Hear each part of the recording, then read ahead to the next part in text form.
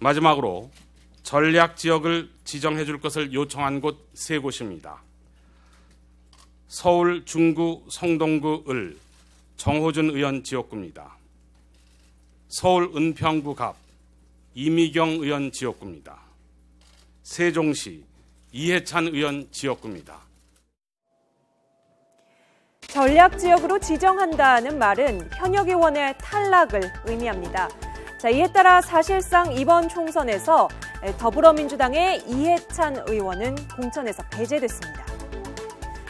이해찬 더불어민주당 의원은 참여정부 국무총리 출신의 육선 중진인데요. 평민당 공천으로 13대 국회에 입성한 후 18대를 제외한 14, 15, 16, 17, 19대까지 6번 원내 진입에 성공했습니다. 현재 더불어민주당 내 최다선 의원으로 친노의 상징적인 인물이죠.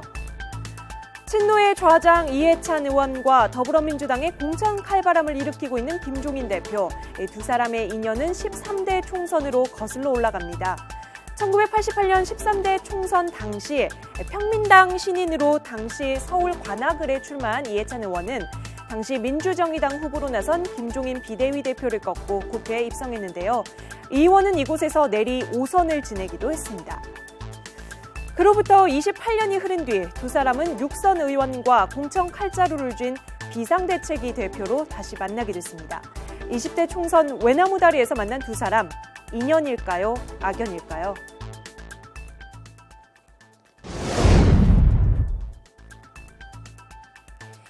이해찬 의원의 공천 결과는 사실상 발표가 많이 미뤄지기도 했습니다. 따라서 일각에서는 이 의원이 스스로 불출마 선언을 해주길 바라는 것이 아니냐 이런 이야기도 나왔었는데요. 하지만 이 의원은 이에 굴하지 않고 7선 도전의 의지를 확고히 굳히며 컷오프가 발표되기 전 세종시에서 선거사무소 개소식을 열었습니다.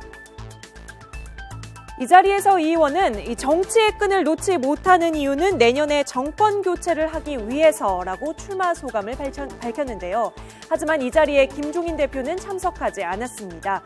이를 두고 김종인 대표의 속내가 담겨있던 것은 아니냐는 말이 나오기도 했습니다.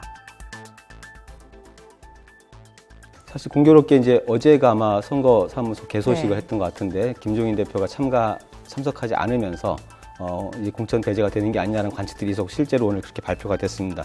결국 이제 이 문제가 아마 더불어민주당 내에서는 상당히 큰 폭의 지금 물갈이를 진행을 하고 있는데 이것을 이제 어떻게 당내에서 받아들일 것이냐를 가르는 어떤 시금석이 될 것 같은데요.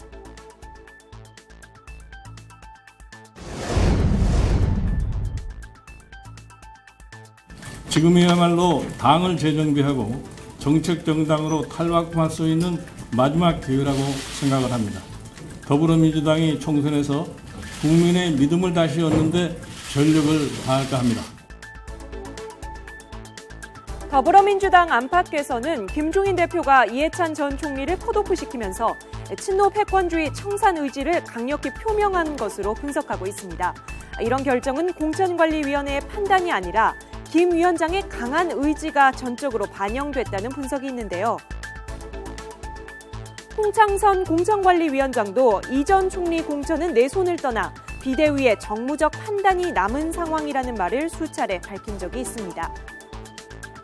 하지만 이해찬 의원이 친노라서 배제됐느냐는 기자들의 질문에 김종인 대표는 그런 쓸데없는 소리를 하지 말라며 정무적 판단에서 이번 결정을 내리게 됐다고 말을 줄였습니다. 앞서 국민의당도 친노 패권 세력으로서 표적 공천 대상으로 이해찬, 정청래, 이목희, 전해철, 김경협 의원을 지목하기도 했습니다. 친노 패권주의 해체를 주장하며 더불어민주당을 탈당한 김한길 의원과 천정배 의원, 김종인 대표는 이들과의 야권 연대를 주장하며 국민의당과 통합의 명분으로 이해찬 의원의 공천 탈락을 불가피하게 결행했다는 해석도 나오고 있는데요. 하지만 이해찬 의원의 공천 배제로 친노 패권주의를 청산할 수 있느냐, 오히려 과도한 물갈이로 갈등을 빚는 것이 아니냐는 우려의 목소리도 나오고 있습니다. 결과적으로는 이제 친노 패권주의를 좀 바꾸겠다라는 김종인 대표의 공언이 있었고 그런 어떤 시각 속에서 공천에 대한 심사들이 진행이 되고 있는데 과연 이제 여기까지 왔을 때 이 문제를 기존에 이제 친노 그룹에 속해 있는 어떤 정치인들이 어떻게 해석할 것이냐, 예. 패권주의를 청산하는 것으로 볼 것이냐, 아니면 실제 친노를 청산하는 걸 볼 것이냐, 이건 좀 다른 문제인 것 같아요. 예. 이게 예를 들어서 패권주의라는 어떤 그런 구조적인 문제를 구태를 좀 제거하는 거에서 더 나아가서 친노 진영 전체에 대한 일종의 그 과도한 물갈이다 이렇게 보여질 때는 아마 그 동안에 이제 컷오프된 분들도 상당히 반발이 심한데 예. 이런 분들과 함께 어떤 당내 혹은 지지자들 사이에서 상당한 그 내란, 내 갈등이 좀 있지 않을까 이렇게 좀 생각합니다. 서로에게 눈의 가시가 되어버린 이 두 사람.